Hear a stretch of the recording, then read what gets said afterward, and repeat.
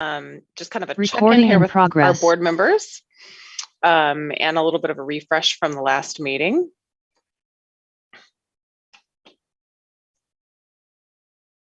Jordan, if you want to lead out on that. Sorry, I was getting the recording started. What were you just saying?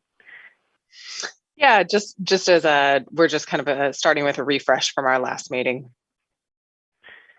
Oh yeah. So let me bring that up real quick. Last meeting we did, we met with Dr. Armstrong to talk about. Oh gosh, sorry, I'm getting things set up on my end.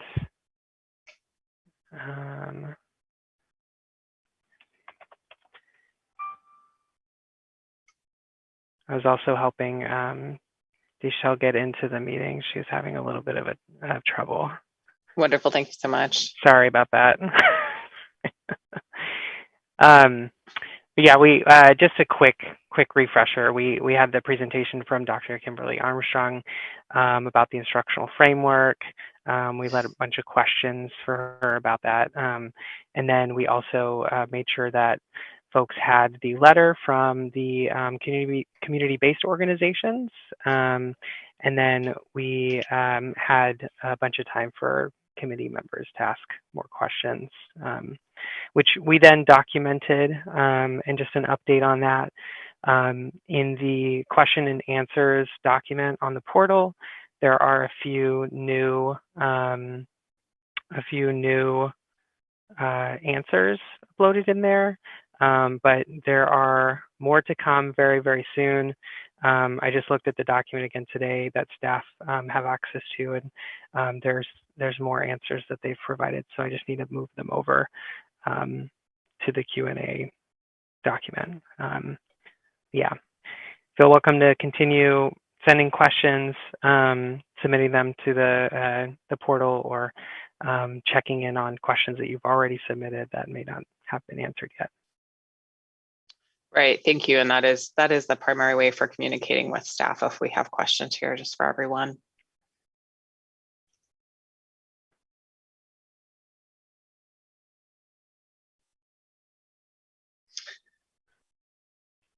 Sorry, I'm going to put the agenda in the chat again for folks who are just coming in. Perfect.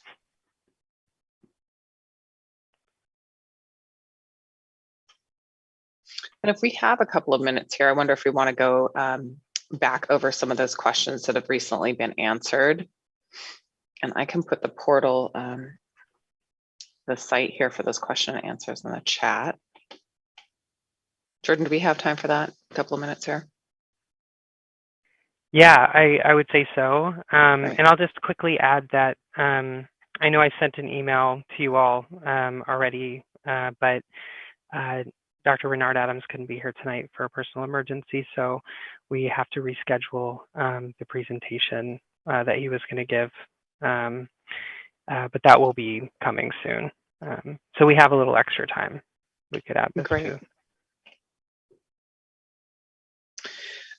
So do we want to share screen on this? I can do that if you like. I got a quick question, Jordan. Yeah.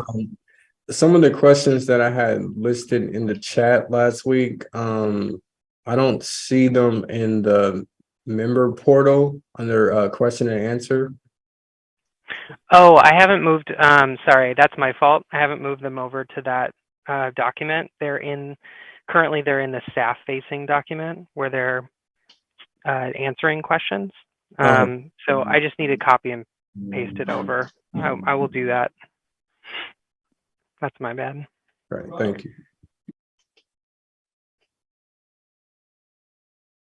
Okay, well, just a moment while I share screen. Oh, looks like I can't, Jordan. That's okay. I have it up right now. I'll go ahead and okay. I'll go ahead and do it. I'd be happy to read some of these off though, just for the group here. So the question on educational resource strategies, we're curious why we don't have an analysis of spending beyond school sites at all. And the question is, do you know if They were hired to look only at school site spending, or if they will be doing a review of spending from other budgets at some point, including such as the central office special projects. And the response from staff on this one is that the project does not involve looking at resources, time, people, and money across the district.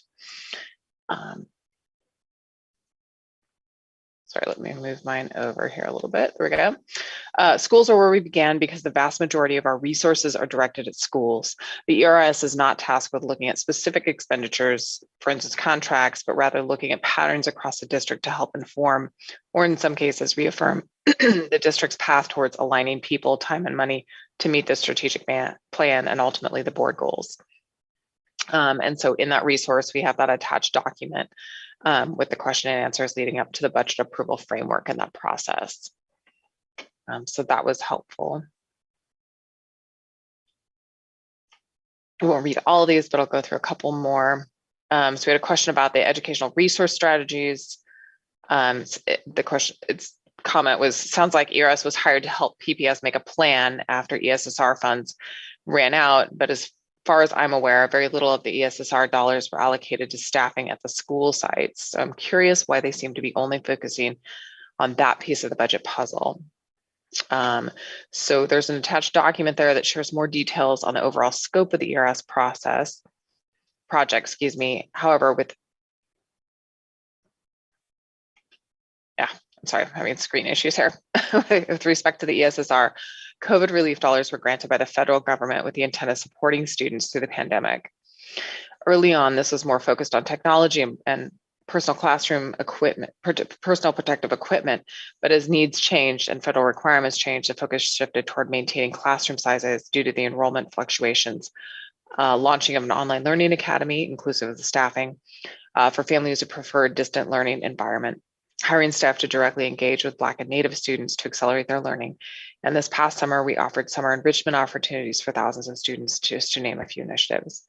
It's become an important topic across the nation because these dollars are heavily invested in student-centric activities. And once the funds run out, districts and state departments will have to determine how to offset and or cease certain supports. We have more information about our ESSR plans, and there's the link. In addition, the budget book, and there's a citation there. There's more detail. Lastly, the Oregon Department of Education compiles our ESSR expenditure reports along with other school districts. And the Oregon Department of Education built a dashboard that also provides more detail on these expenditures. So that's kind of the response on that one.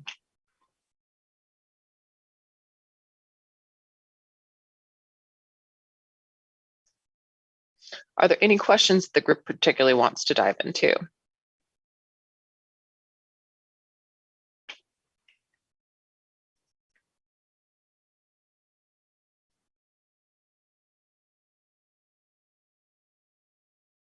Okay, well, looking at our time here, let's move on to the CBRC and let's have a discussion kind of about our work stream and the development of our coming report. We have, for reference, those two reports in the agenda, which you may have looked at in advance. Mariah, could I make one quick announcement before we Please. move forward? Just to let you all know, and I received word a couple of days ago from Renee Anderson. She has had to step back and down from the CBRC, unfortunately for us, but it is for a very good reason, which I am not allowed to share with you at this time. But hopefully, once that news is out, I'll share it with you. But she loved being with on this committee and serving with you all. I know she really wanted to be here and to finish out this year. This would have been her last year with CBRC. She's done incredible work.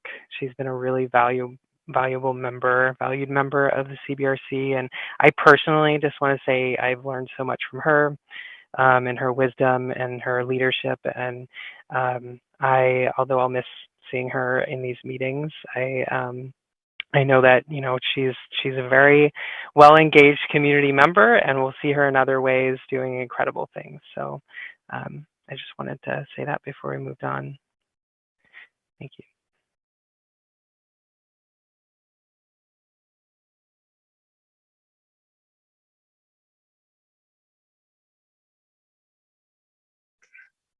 So Jordan, as I haven't been through this process before, just stepping in to assist Roger with this really, do you want to lead us a little bit through the upcoming kind of dates and what we're looking at in terms of the work stream, how we want to, and I would welcome Lisa on this as well for her role in past times.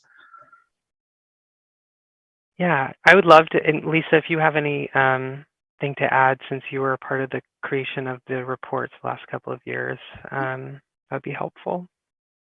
Yeah, I think some of it, maybe Jordan, you can outline timeline, but I think last year I kind of prepped the documents ahead of time, particularly the local option levy. There's just some updates that happen, but for the most part, it's a format letter and fairly easy to achieve once we have the numbers for, I think it's from previous year, right, Jordan, on the local option levy, it's reporting on last year's. So, yeah.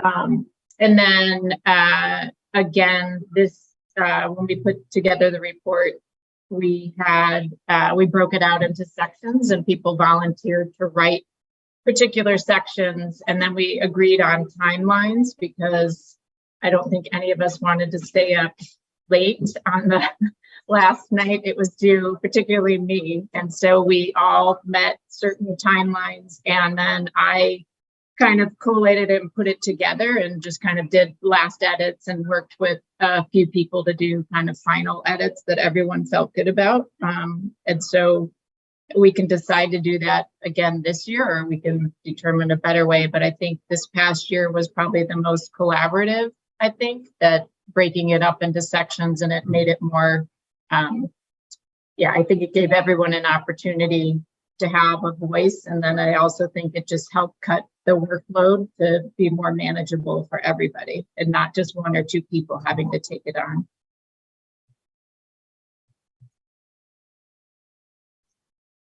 I really like the idea of a collaborative approach again this year, particularly if that's worked well in the past. And we can kind of look at some of the sections that go into that letter and kind of gauge interest for our members that they might want to engage around that.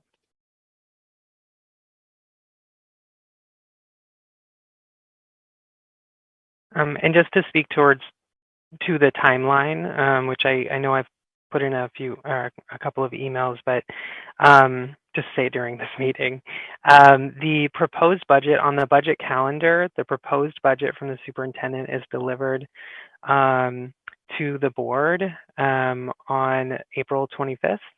That's what the budget calendar says. And then CBRC is supposed to present their report by May 9th. And Director Lowry, if you have your hand up, I know you probably have something to say about this. Go ahead. I'll let you jump in.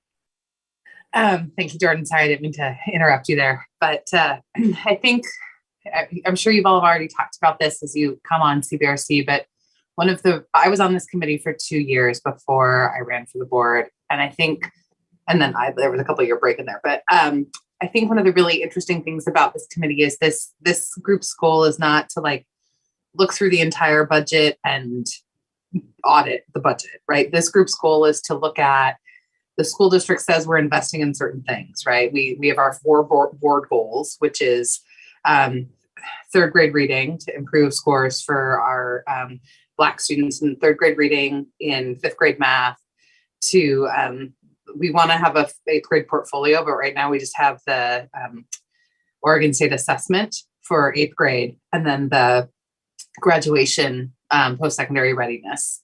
So those are the 4 board goals, and it's, does this budget align with those board goals, and are we making investments that further those goals? Are we living into what we have said we will be doing? And I know that board members get overwhelmed getting the budget and feeling like there's not enough time to go through every line item and understand it all. And that's true with CBRC too. But I think last year, the feedback from the board was that last year was one of the best, most helpful CBRC reviews we've ever gotten, because it really did look at the places where we were investing, like we had said, and the places where we weren't.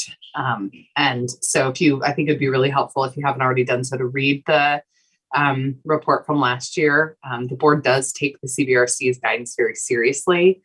But sometimes I think this, because you're the citizens budget review, there's this feeling like you have to understand and audit the whole budget, and it's, you know, a $1 billion budget, and that can feel overwhelming. Lisa, I don't know if you have any insight on that part of the process and how it works as well, having been on the committee for several of the last years, but the timeline is tight and it's hard. But just know that you're not expected to audit the budget, essentially. Yeah, and I think if you read through what we responded to last year, kind of falls in line with that. And that, yeah, you obviously can't read the whole budget. And I think some of it is really just kind of following. I think Roger always is a proponent of listening to the board meetings and paying attention, so that when you are looking through that budget, you can kind of find the sections you need to be looking at and go from there. So, but it is a tight time frame, so you kind of have to focus in on what the priorities are, what the core priorities, and it's, yeah. And thank you for providing that clarity, Director. I'm curious to know, one of my key questions I had last time, the last meeting, was how do we evaluate the success of certain programs, of certain budget allocations of certain programs that will help us meet our goal? How do we measure like the success of those programs? So if we want to invest in those programs again or not?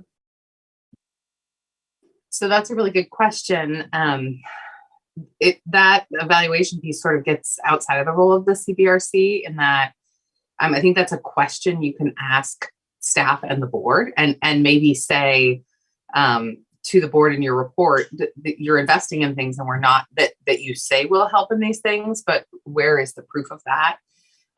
Where is the data? Where are the metrics? And I know, like, that's something that Director Brim Edwards has asked often about our, and others have asked often about some of our partnerships and investments, is, are we sure that these things we're investing in are making a difference or not?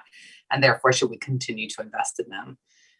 So I think having the CBRC in their report say, we would like clarity to the public about what fruit you're seeing from your investments, basically. Is there any proactive things that we can do instead of like after the fact?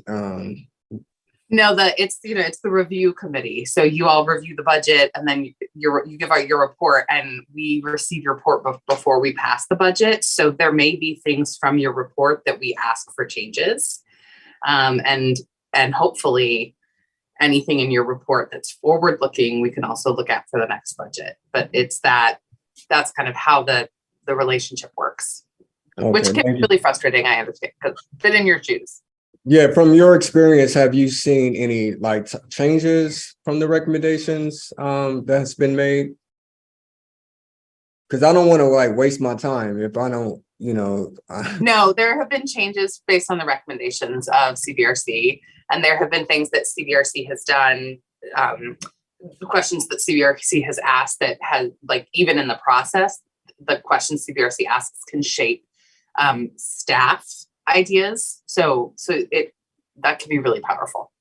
Yeah. Is that something like, can we ask for evaluations before the May 9th, or? You can say, how are we proving the efficacy? You may not get them because staff may not have them. And then if you don't get them, then I think that goes in the report saying, we are concerned about the fact that we don't know the efficacy of our investments. Mm-hmm.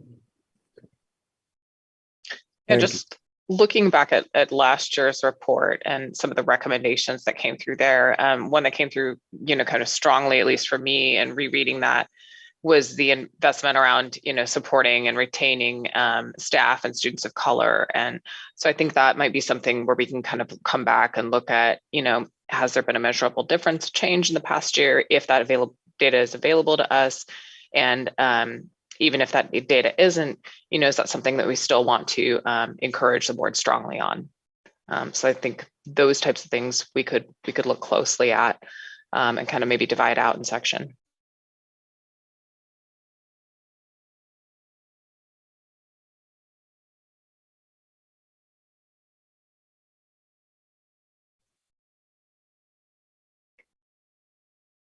So I would look for others kind of input on that approach, especially if you've kind of looked back at last year's CBRC letter to see if we kind of want to take it in chunks like we've done in past year and let people weigh in. I would be very supportive of that. I mean, I'm cognizant that not everyone's here tonight to weigh in.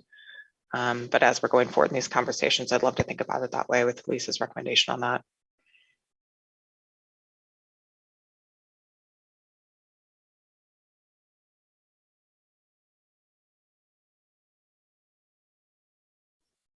Jordan, are there other time points that you want to advise us on that this group needs to be cognizant of as we're thinking about the development of our recommendations?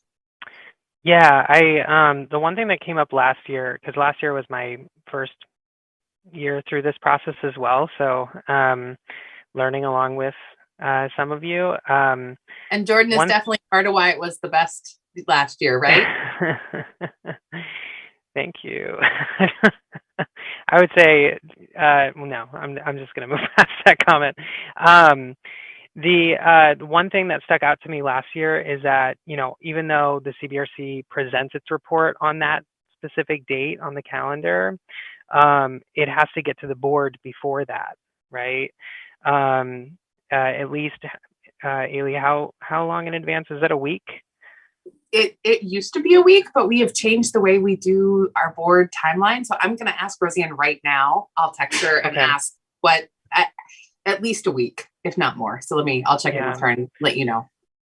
Okay, thank you. And I'll note that down too, and I'll follow up with Kara as well. But what that means is that it says on the calendar April 25th to May 9th, but that means it's going to be a little bit less time than that. We'll clarify whether it's a week or what the exact amount of time it is, but yeah, that'll reduce the amount of time that you have to produce the report. Yeah, and I also wanted to mention that the sections there's new issues every year. So what we wrote last year, some may apply, some may not. And so I think as we move forward and we see the proposed budget, there's definitely probably some themes that we're going to hit that we'll want to focus on. So probably can't divide it up now. And I just wanted to mention that what we wrote last year kind of followed in line with the previous year, but we definitely added some things that were specific to the budget for last year. So just keep that in mind too. If people have other issues they want to raise that were not set to the ones that we highlighted last year. And I just want to be clear, the reason it's a week ahead is because board members take your report very seriously and want to have time to read it, think about it, and ask good questions. So that's why there's that, having you submit it ahead of time. Director, looking ahead a little bit, are there some themes that you would call out for our attention this year? Well, we know that class size is always a really hot button issue with families and community members. I think to look at, class size, reducing class sizes is not a board goal, but improving outcomes for students is. And I think one of the really interesting things in this budget is that every school will have a learning coach, a learning specialist at the school site to help support instruction. And so what are the class size is one of many levers that can help with student outcomes. So to be looking at where those investments are happening. So instead of having a bunch of teachers on special assignment at the central office that go out to schools, Dr. Proctor was talking about this at the budget work session that the board had on Tuesday, which if y'all haven't watched that, that's also a really helpful piece of information, the staff presentation on the budget, but was talking about how having educators in a building that are there all the time, building relationship with the staff rather than people who drop in on different subject matter really changes the way that we can help increase instructional capacity. So as we're looking at what are we investing in, that's one piece that's a big change to try to help move the needle on student outcomes. So that's something I'm really excited about, and it'll be interesting to see how else that funding goes. Another piece that's really before us is the restorative justice work, and we know that our middle schools are really struggling. And one, again, exciting investment is with the Balmer Institute that's coming from U of O and taking over the Concordia campus, and the ways that those investments are especially going to look at middle school.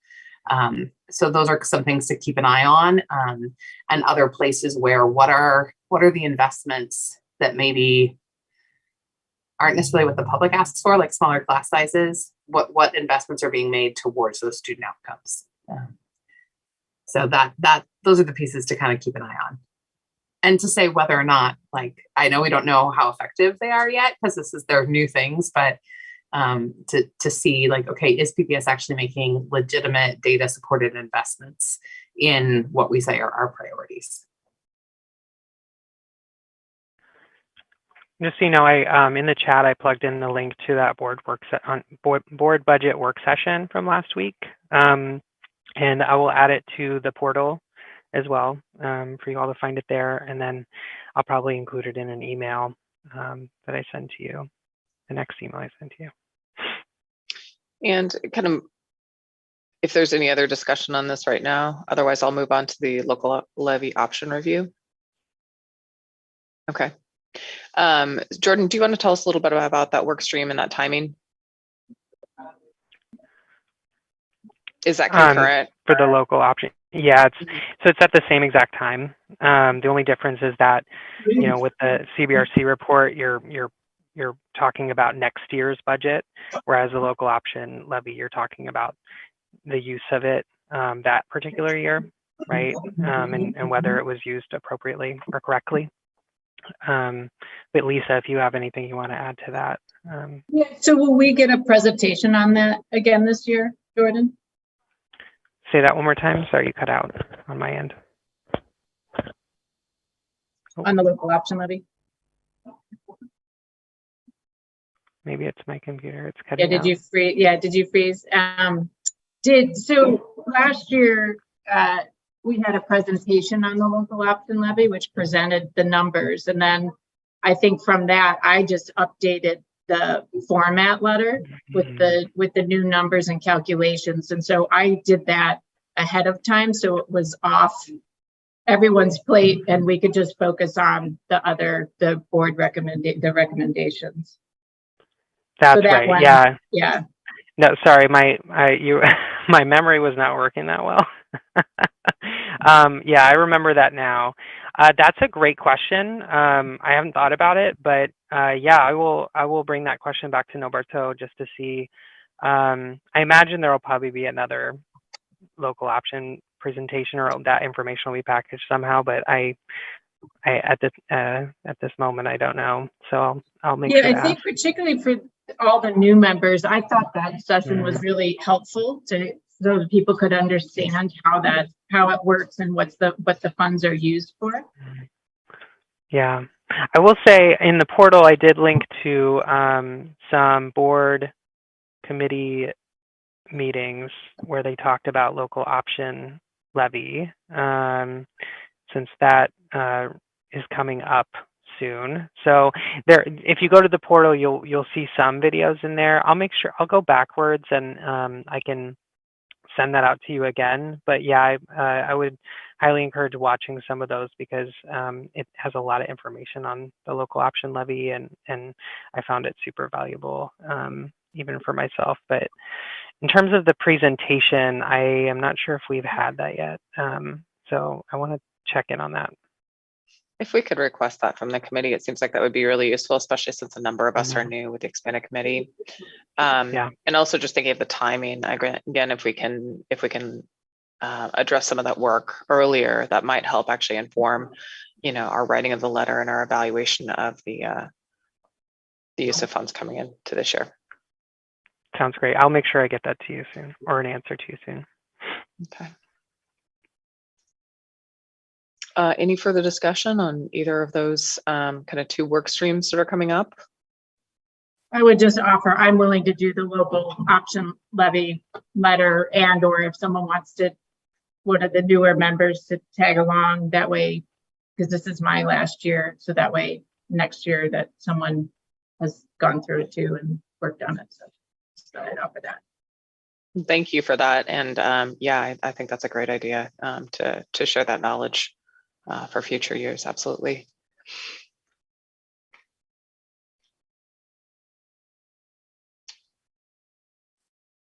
Okay. Well, Well, do we want to move on to the board session update? The 14th.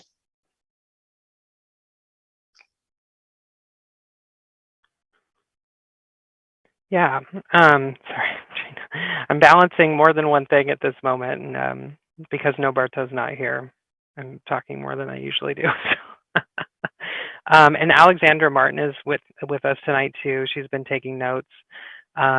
She can also chime in when necessary on this particular section. But we wanted to at least from our end, and then it's, not, I don't want to occupy too much of the time talking about this and leave it up to you all to discuss, but we wanted to at least acknowledge, the board work session with CBRC is coming up on the 14th of March. It is at this point confirmed that it's going to involve discussion on the ODE integrated grant application, which is pertaining to the integrated grant guidance, which for some of you, that might be the first time you're really hearing that. But we've gone ahead and in the agenda linked some things in there that will give that have a lot of information pertaining to that. So highly encourage you look through that. The discussion at the board work session will also include ESSER conversations, which we've also linked to the PPS webpage with ESSER information. So if you don't know a ton about ESSER, I would also encourage you to look at that. But aside from that, Roger wanted to make sure that that I shared with you all the email that he had sent to the board a little while back. And then he was hoping that Mariah or Taz could lead through what topics and what questions you may want to ask at the board work session. Yeah.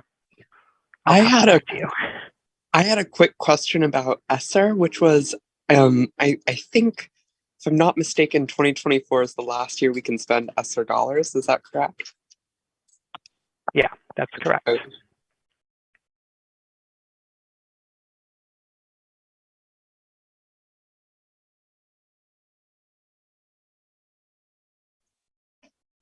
So do we want to spend a little time here and maybe discuss what questions we want to bring forward to the board on the budget for our March 14th meeting? We can also continue this, via email and through the portal, but if we want to outline any of those topics at this point. Yeah, Grace, I see. Hi, I think that my big question as a direct service provider in the district is how much of the ESSER funds will be spent on direct service positions. Okay, we'll catch that in the notes. Thank you, Grace. Yep. We're going to be tracking questions as we go. Alexander and I may not be able to answer all of these, but we'll make sure that we can document them.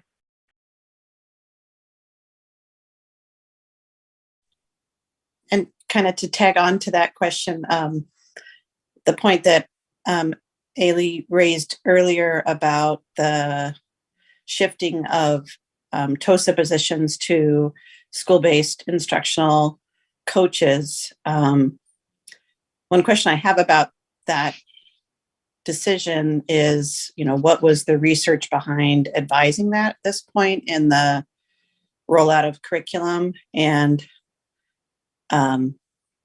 equal isn't equitable. So why is every single school getting one coach when we have different numbers of kids with different needs at different schools?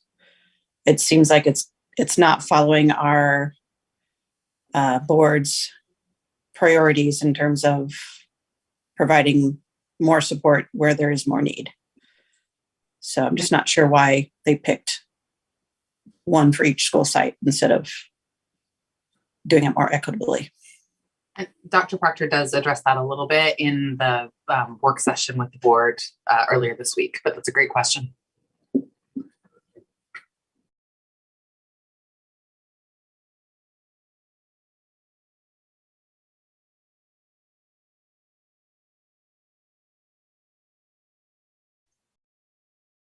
We've also, as a group, had some questions around the Student Investment Act funding and the $50 million there. I wonder if we want to narrow that a little bit for any questions to the board. Roger had discussed or had asked for perhaps a discussion of the IGG application. So that might be something we want to ask about. You mean specifically what's in it, how it's structured? I think so. Okay. Isn't that the focus of the whole work session? It is. I'm not sure quite what he meant from his email here. I'm just reading back on this one. Sorry. Okay. Oh, That's I all right. can. Trying to intuit a little. He talked to me a little bit about this. I'm happy to just share what his thoughts were, which he was hoping to share with you all tonight, but he's not here. So he wanted to bring that piece up, one, because he, in his email to the board and some staff, was specifically about making sure there's time, or requesting that there's time in this board work session for additional topics and conversations that CBRC wants to focus on outside of the IG application, which is one part of one topic that is going to be discussed at the board work session. So that was one of his major points that he wanted me to relay. And then the other is, if there is time for other topics at this board work session, what would you all like to include? And are there any questions that you have that you would like to bring to this session with executive staff and the board? If that helps.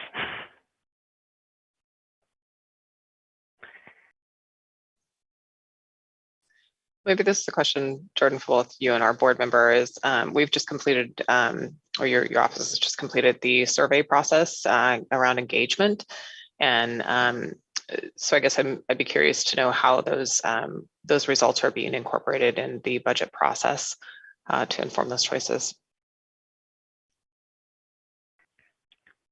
It's a great question. We will document this down.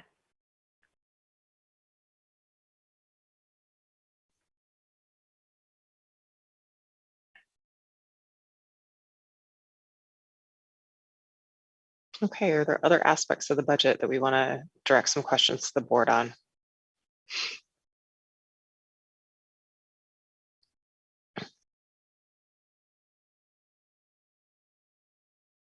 You might also, I mean, and I know we haven't spent a lot of time talking about integrated grant guidance and the application. You are welcome to also ask questions about that of staff, and let us know if there's anything you would like to have ahead of this work session to prepare you for it. That's another piece. I think that's a really good question. As a newer member, I'm not sure what I don't know to ask for. So I thank you, Jordan, for all the resources that you have shared. And I think sharing out these, the items that you've shared in chat here, particularly that specific board session, would be good. Okay. Any past members want to weigh in on resources we should look at? No, I was just going to say basically the same thing. It seems like we could all benefit from watching the latest board session and kind of think about what questions we can bring to the table when we meet directly with the board.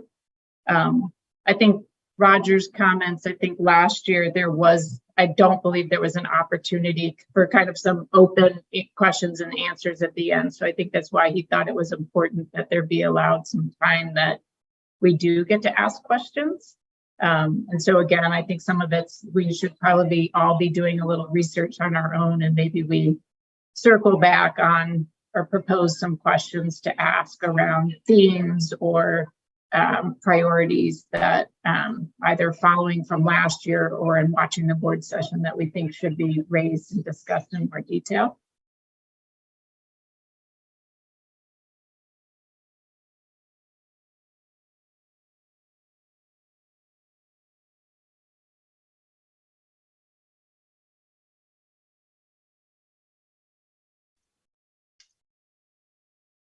Yeah, that sounds great. Jordan, what's the best mechanism for us to kind of share and collaborate on questions? Do we want to continue to go through the portal for that? Is that best? You know, in terms of best, probably, but I don't want to limit it. And considering there's a lot to absorb here and there's not a lot of time before the 14th, I'm totally open to accepting questions however you want to send them. You can email them to me. You can submit them through the portal and in conversation. But I will do my best to document everything and get those back to staff. But yeah, just feel welcome, especially pertaining, questions pertaining to this board work session. Feel welcome to contact me and whatever's easiest for you. That's great. And just a suggestion to CC the other members here, so we all get those. That'd be great. Yeah, and whatever questions we do have, I will make sure to plug those into the questions and answers document anyway. So definitely keep up with that. And then, yeah, I would encourage definitely CCing other people or including the whole group in questions. It's always good.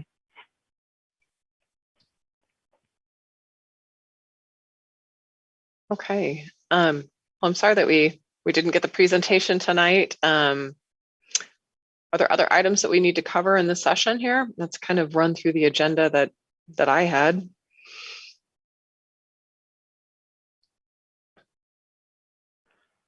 Or just questions from the group in general that we want to share before we conclude here in a bit.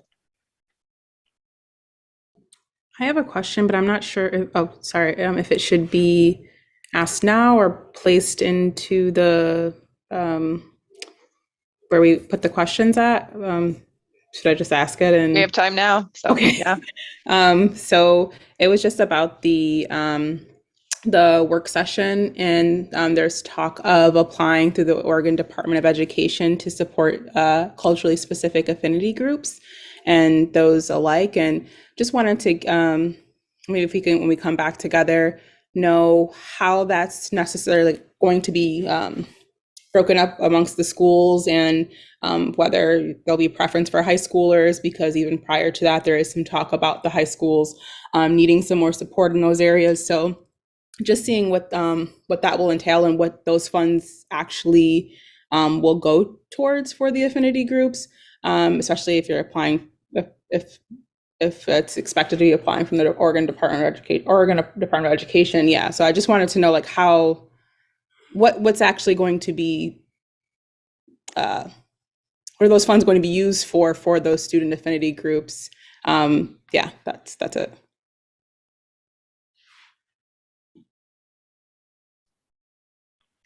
Grace has a question.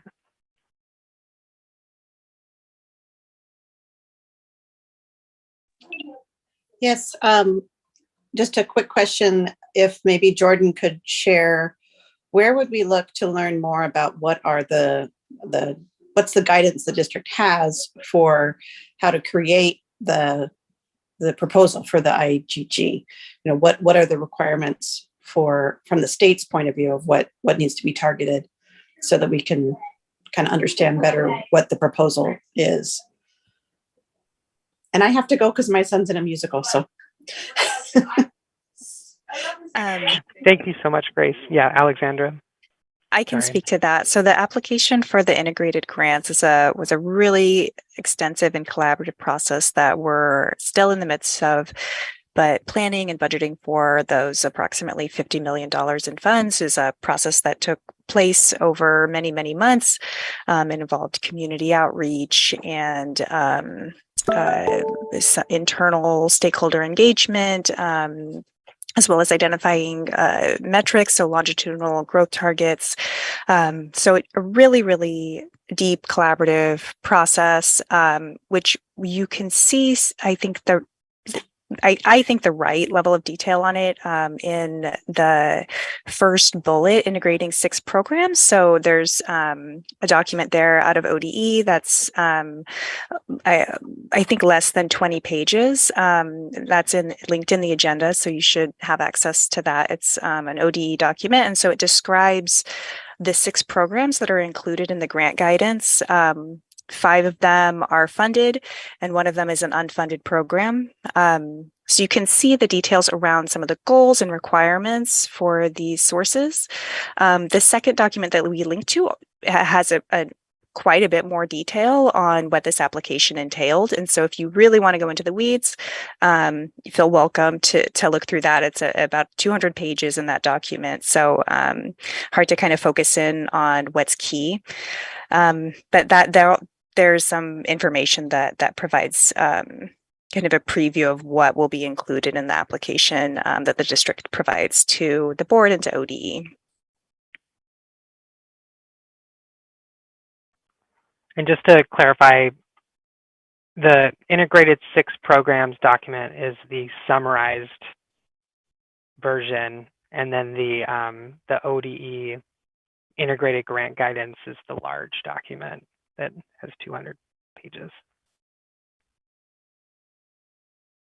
Okay. I just have a clarifying question.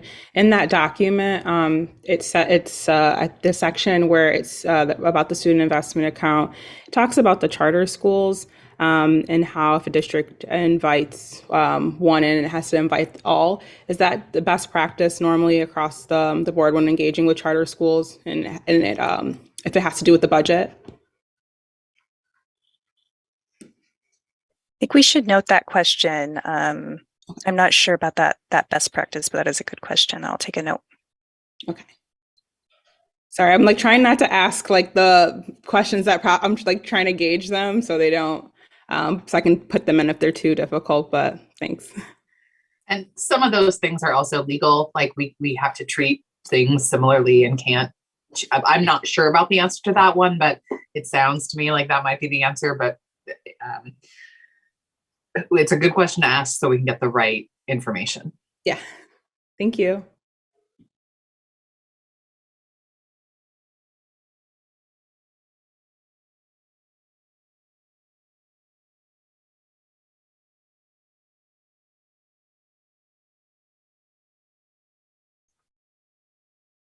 Okay, well, it sounds like we have a plan to move forward and to develop out our questions before the work session on the 14th. Any other business we need to take care of here tonight, Jordan? Not that I am aware of. He said I will also compile these resources and email them to you, just so you don't have to try to bring them all in from all over the place. I'll also add them to the portal. And then, you know, as soon as the materials are sent to the board for that board work session, which they have to be in advance, right, to post, I will make sure we email them to you directly so that you know what you're going to see during that board work session a little bit ahead of time. And then, like I said, if you have any questions, anything comes up, confusion around any of this, please send me a message or post it in the Q&A document. I'm happy. I'll do my best to keep up with everything. And then I'll just repeat that the board work session is on March 14th. I have not been able to clarify exactly the start time yet. I know a lot of board work sessions have started at 6, but I checked in with Kara today, and unless Ailey, you have information I don't. What day is it? The 14th Of March? So yeah, yep. I have 5 to 8. So, but it's TBD 5 to 8. Right.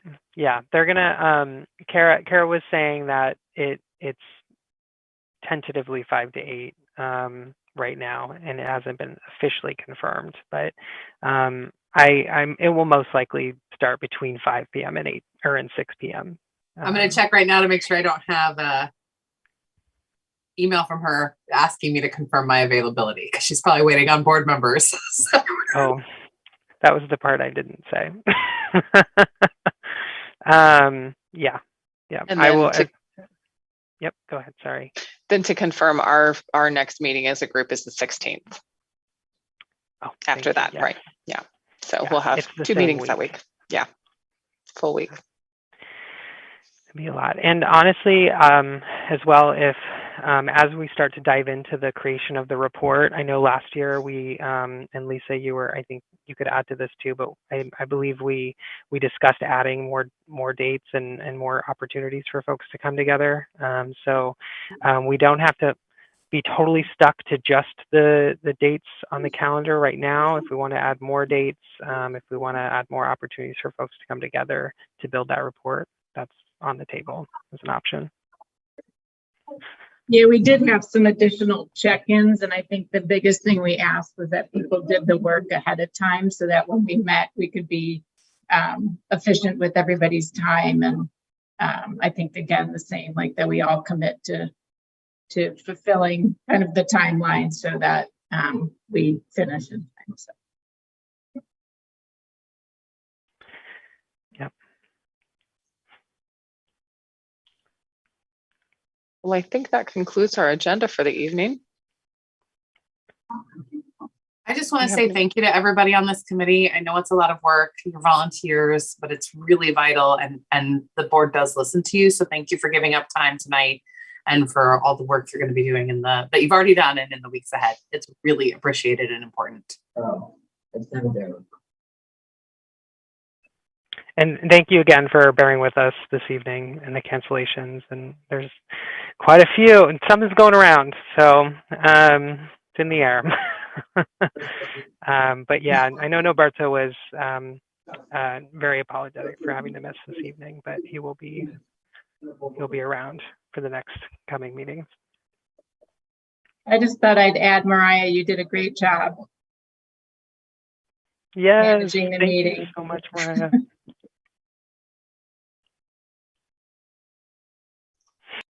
Well, I hope everybody continues to stay well, and I look forward to seeing all of you on the 14th then. Thank you. And thank you to our board member for